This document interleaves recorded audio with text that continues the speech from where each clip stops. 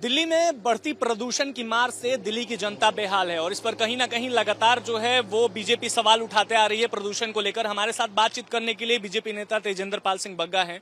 सबसे पहला सवाल तो ये है कि जिस तरीके से पोस्टर वार आपने शुरू कर दिया दिल्ली में, लगातार मुख्यमंत्री अरविंद केजरीवाल के कई पोस्टर आप लगा रहे हैं, क्या उससे क्या दर्शाना चाहते हैं? देखिए, दिल्ली एक गैस चैम्बर के अंदर कन्वर्ट हो चुकी है। ये भारतीय जनता पार्टी का बयान नहीं है, माननीय सुप्रीम कोर्ट का बयान है। और दुनिया के अंदर एक ही उदाहरण मिलता है कि किसी व्यक्ति ने, किसी शासक ने अपने ही राज्य को, अपने ही स्टेट को जगह जगह गैस चैम्बर बना के लोगों को मारने का काम किया हो। उसके बाद अगर कोई दूसरा उदाहरण मिलता है तो अरविंद केजरीवाल का मिलता है।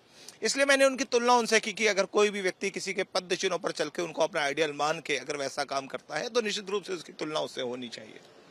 तेजिंदर जी की तरफ से दिल्ली के अलग अलग इलाकों में पोस्टर लगाए गए हैं। देखिए, ठीक पीछे यहाँ पर आपको पोस्टर दिख रहा होगा जिसमें एक तरफ हिटलर की तस्वीर है, दूसरी तरफ अरविंद केजरीवाल की तस्वीर है।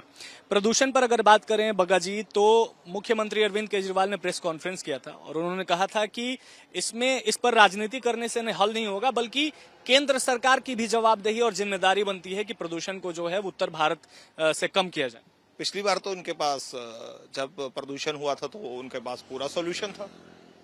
जब उनकी सरकार पंजाब में नहीं थी, वो एक डीकम्पोजर लेके हाथ में आते थे और कहते थे देखो ये डीकम्पोजर अगर पंजाब सरकार अपने खेतों में छिड़क दे, किसानों को दे दे, तो कोई भी किसान पराली नहीं जलाएगा।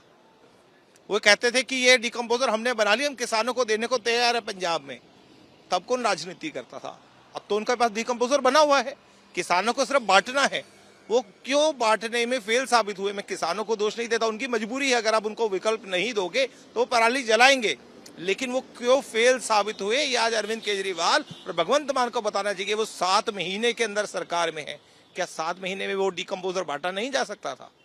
आप भगवंत मान की बात कर रहे हैं, तो भगवंत मान ने ये जिम्मेदारी ली है कि पराली की वजह से ये पॉल्यूशन हो रहा है और पराली जो है पंजाब में जलाई जा रही है। उन्होंने बात एक्सेप्ट की है, लेकिन सबसे बड़ा सवाल ये है कि उन्हीं के कृषि मंत्री ने कहा है कि पंजाब की हवा दिल्ली और हरियाणा से बेहतर है, कोई प्रॉब्लम नहीं है।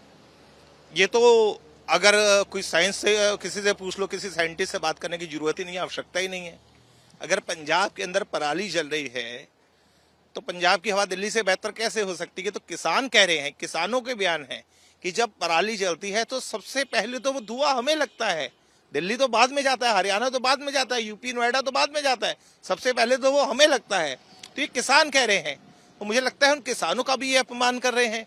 मुझे लगता है उनको विकल्प देना चाहिए, लेकिन विकल्प देने की बजाय दिल्ली के मुख्यमंत्री और पंजाब के मुख्यमंत्री दोनों अपने अपने राज्यों में नहीं है, पॉलिटिकल टूरिज्म पे हिमाचल और गुजरात घूम रहे हैं। अच्छा, एक और सवाल मेरा है कि जिस तरीके से पंजाब में राइट विंग लीडर और शिवसेना के नेता सुधीर सूरी की खुलेआम गोली मारकर हत्या कर दी जाती है, जबकि उनको वाई कैटेगरी की सुरक्षा भी मुहैया कराई गई थी, और उस बीच जो है इस तरीके से गोली मारकर दिन दहाड़े वो प्रदर्शन कर रहे थे और इस प्रदर्शन को लेकर उनकी हत्या कर दी जाती। जो सुधीर सूरी जी की हत्या हुई, सुधीर सूरी जी किस मांग पे बैठे थे? कूड़े के ढेर पे हिंदू देवी देवताओं की खंडित मूर्तियां मिली, उसके विरोध में बैठे थे। 3 दिन पहले ही उनके करीबियों ने पंजाब सरकार को, पंजाब पुलिस को आगाह किया था कि उनकी जान को खतरा है। उसके बावजूद अगर 10-10 पुलिस ऑफिसर की मौजूदगी में अगर किसी व्यक्ति की हत्या हो जाती है, इसको सरकार की नाकामी, प्रशासन की नाकामी नहीं कहा जाएगा तो क्या कहा जाएगा? पंजाब सरकार एकदम नाकाम है।